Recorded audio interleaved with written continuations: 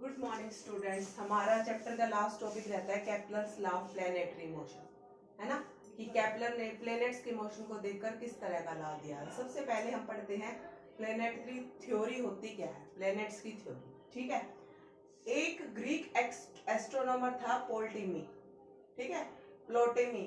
उसने लगभग 2000 साल पहले क्या बताया था, उसने एक थ्योरी दी थी, geocentric theory of planetary motion. Planets के मोशन को देखकर उसने एक थ्योरी बताई थी, जियोसेंट्रिक थ्योरी। उस थ्योरी के अंदर उसने बोला था कि जो हमारा अर्थ है वो स्टेशनरी पोजीशन पे है, मतलब वो फिक्स है, और बाकी सारे प्लैनेट्स और सन क्या है, उसके चारों तरफ क्या कर रहे हैं, रिवॉल्व कर रहे हैं। ठीक है, मतलब प्लोटे में एक ग्रीक एस्ट्रोनॉमर था, लगभग 2000 साल पहले उसने एक थ्योरी दी थी, geocentric theory of planetary motion. उसने बोला था कि earth is situated at the centre, it is stationary and all the planets and sun revolve around it. ठीक है, उसकी थ्योरी को एक और एस्ट्रोनॉमर था कोपरनिकस, उसने क्या किया, उसकी थ्योरी को चैलेंज किया और उसने एक दी हीलियोसेंट्रिक थ्योरी। ठीक है, उसकी थी जियोसेंट्रिक और इसकी थी हीलियोसेंट्रिक थ्योरी। उसने ये बोला कि सन जो है स्टेशनरी पोजीशन पे है और अर्थ और बाकी प्लेनेट क्या है, इसके चारों तरफ क्या करते हैं, रिवॉल्व करते हैं। ठीक है, और इसकी कोपरनिकस की थ्योरी को कि सन फिक्स है, उसको सपोर्ट किया गैलीलियो ने। ठीक है, गैलीलियो ने भी क्या किया, उसने मून वगैरह और बाकी प्लेनेट्स की स्टडी की, तो उससे क्या किया, उसको ये लगा कि जो है सन फिक्स ही है और बाकी प्लेनेट्स क्या है, उसके चारों तरफ रिवॉल्व करते हैं। और इससे भी पहले 500 साल पहले की बात है, एक हमारा इंडियन मैथमेटिशियन था आर्यभट्ट। उसने क्या बताया, जो ये सोलर इक्लिप्स, सूर्य ग्रहण, चंद्र ग्रहण, दिन बनता है, रात बनती है, ये सारी थ्योरीज किस तरह बताई जा सकती हैं, किस कॉन्सेप्ट के ऊपर, कि जो सन है वो हमारा स्टेशनरी पोजीशन पे होता है और बाकी प्लैनेट्स और अर्थ क्या है, उसके चारों तरफ इलिप्टिकल ऑर्बिट में क्या करते हैं, रिवॉल्व करते हैं। ठीक है, और सन क्या है, अर्थ क्या है, सन के चारों तरफ रिवॉल्व करता है, अपनी ही एक्सिस के ऊपर भी क्या करता है, रिवॉल्व करता है। लेकिन उसकी इस थ्योरी को जो वेस्टर्न फिलोसफर थे उसके साथ कम्युनिकेट नहीं किया उसने। ठीक है, सबसे पहले आया प्लोटेमी, उसने बताया अर्थ फिक्स, सन और प्लैनेट्स मूव। फिर आया कोपरनिकस, सन फिक्स, अर्थ मूव। इसकी थी हियोसेंट्रिक थ्योरी, इसकी थी जियोसेंट्रिक थ्योरी, उसको सपोर्ट किया गैलीलियो ने। ठीक है, फिर आए आर्यभट्ट 500 साल पहले, उसने क्या बताया, solar eclipse, lunar eclipse, formation of day night, ये सारी चीजें क्या है, किस कॉन्सेप्ट में बता सकते हैं कि sun is at stationary position, earth and other planets revolve around it and earth also revolves in its own axis, but its theory is not communicated क्या है, to the western philosopher।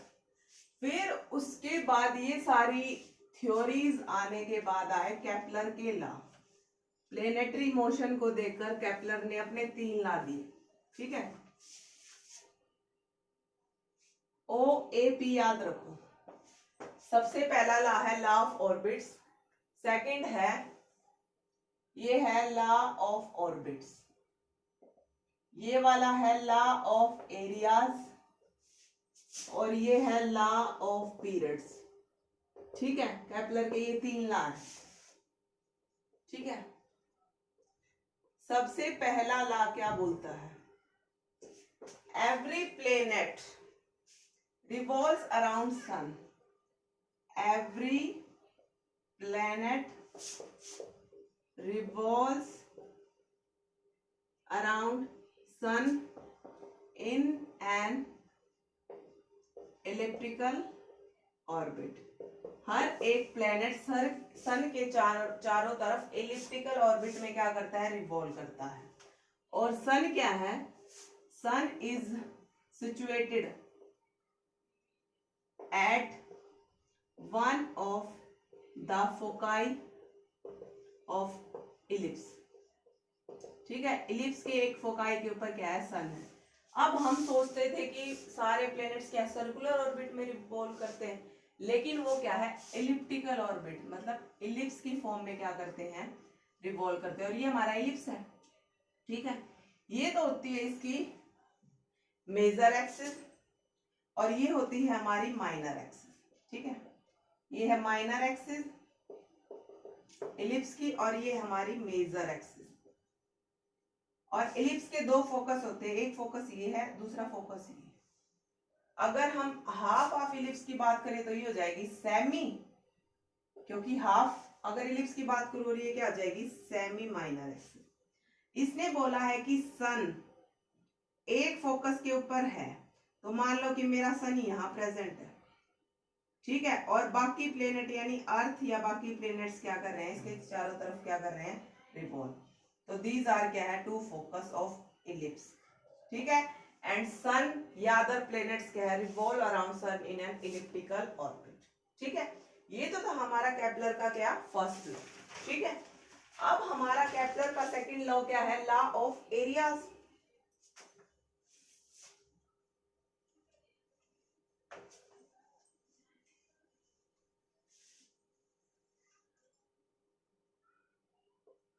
Law of areas, या क्या था law, हाँ Kepler का second law, line joining a planet to sun swept out, sweeps equal area in equal interval of time। मतलब मैंने क्या बोला है, या इसको बोल सकते हैं एरियल वेलोसिटी क्या हो जाएगी, इज कांस्टेंट। ठीक है,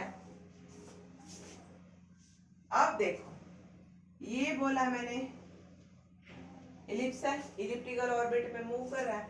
मान लो यहाँ है मेरा सन और ये है मेरा अर्थ। ठीक है, फिर मान लो 1 मंथ के बाद मेरा सन आ जाए यहाँ। ठीक है, यहाँ आ गया हमारा अर्थ, आ गया 1 महीने के बाद। ठीक है, तो यहां से यहां तक का एरिया क्या बोला, line joining a planet to the sun, line joining a planet to a sun हो गया। फिर उसके बाद मैंने बोला 1 मंथ के टाइम इंटरवल के बाद मेरा अर्थ यहाँ आ गया, तो यहां से यहाँ लाइन ज्वाइन की, तो मतलब क्या हो गया, लीनियर डिस्प्लेसमेंट आफ्टर 1 मंथ ये होगी।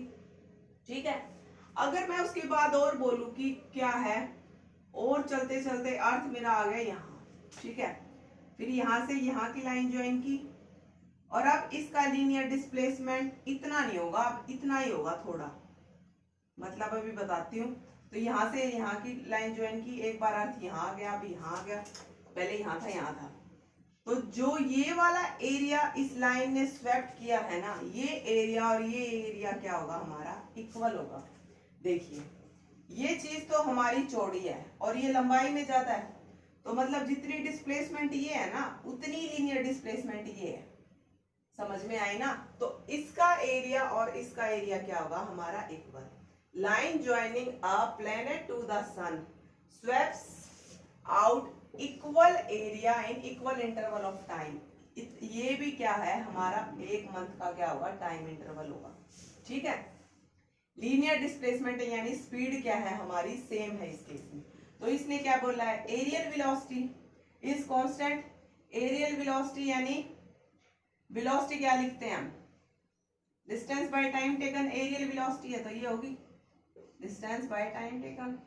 ये क्या बता रखी है हमारी, कांस्टेंट। या तो ये चीज लिखो या ये चीज, ये क्या है, सेम। ठीक है, तो हमारा सेकंड लॉ था केपलर का ये। थर्ड लॉ क्या है, law of periods. Law of periods के अंदर क्या होगा, law of periods, the line square कर दे, square of the time period of revolution of the earth is directly proportional to the cube of the semi major axis। मतलब क्या है, जब हमारा प्लेनेट है कोई भी या अर्थ है, एक रिवॉल्यूशन कंप्लीट करेगा तो उसको क्या बोलते हैं, टाइम पीरियड। तो इसका क्या होगा, square of time period of revolution, ठीक है, of a planet around sun is क्या है, directly proportional to cube of semi major axis, ठीक है। तो ये पूरी है हमारी एक्सिस सेमी मेजर, ये मेजर एक्सिस है तो ये क्या होगी, सेमी मेजर। तो इसको मैंने क्या ले लिया, आर, और ये क्या है हमारा टी, तो टी स्क्वायर क्या है, directly proportional to R cube, ठीक है। अब आप टी स्क्वायर आर क्यूब के डायरेक्टली प्रोपोर्शनल कैसे हुआ ये मानते हैं। मैंने एज्यूम कर लिया कि जो सेंट्रीपिटल फोर्स है वो मान लिया मैंने ग्रेविटेशनल फोर्स के इक्वल है, फिजिक्स है, फिजिक्स के अंदर एजम्पशन होती है, लेकिन सेंट्रीपिटल फोर्स तो सर्कुलर मोशन के लिए होता है ना, लेकिन यहाँ क्या है, इलिप्टिकल है, इलिप्टिकल मोशन चल रहा है ना, तो ये चीज क्या कर लेते हैं, हम एज्यूम कर लेते हैं। और हमें पता है ग्रेविटेशनल फोर्स क्या होता है, G/m/r²। अगर सन की बात कर रहे हैं तो सन का मास है, उसका रेडियस है, ये m क्या है, कोई अर्थ या अदर प्लेनेट्स का मास है, ठीक है। और सेंट्रीपिटल फोर्स क्या होता है हमारा, mv²/r होता है, m से m कैंसिल हो गया, एक r से एक r कैंसिल हो गया, तो v² = क्या आ गया, Gm/r, ये आ गया हमारा इतना। अब हमें पता है वेलोसिटी क्या होती है, वेलोसिटी या स्पीड क्या होती है मेरी, स्पीड मतलब सर्कल कंप्लीट करने के लिए क्या है, सरकमफ्रेंस, उस पूरे सर्कल को कंप्लीट करेगी तो उसको सरकमफ्रेंस बोलेंगे ना, तो ये क्या होगी 2πr में t, तो v की वैल्यू क्या होगी, सरकमफ्रेंस बाय में टाइम टेकन, कितना टाइम लगा, तो ये क्या आ गया 2π/r × t का स्क्वायर इक्वल टू क्या आ गया, Gm/r, ये आ गया इतना। अब इसको खोलते हैं, 4π²r² = Gm/r, ठीक है। ये यहाँ आएगा तो r का क्यूब बन गया, और ये यहाँ जाएगा तो t² बन गया, इसको कैपिटल T लिख लेते हैं, ठीक है, t² r³, और ये क्या है हमारा 4π² बाय में क्या है, ये Gm, ठीक है। तो ये देखो 4 कांस्टेंट, पाई की वैल्यू भी कांस्टेंट 3.14 या 22/4, ठीक है। G क्या है हमारा, यूनिवर्सल ग्रेविटेशनल कांस्टेंट, और M क्या है, मास ऑफ सन है, तो ये सारी चीजें क्या है यहाँ कांस्टेंट, तो इसको क्या है प्रोपोर्शनलिटी वाला साइन लगा देते हैं। तो इसका मतलब मैं क्या लिख दूंगी, t² क्या है, डायरेक्टली प्रोपोर्शनल टू r³। हो गया ये थर्ड वाला प्रूफ, ठीक है बेटा। तो ये थे हमारे 3 केपलर्स के लॉ। अब जो सेकंड लॉ है ना, नेक्स्ट क्लास में क्या करेंगे, सेकंड लॉ को dA/dt कांस्टेंट है ना, उसको मैं प्रूव करके दिखाऊंगी, ठीक है बेटा। आज के लिए इतना ही, थैंक यू।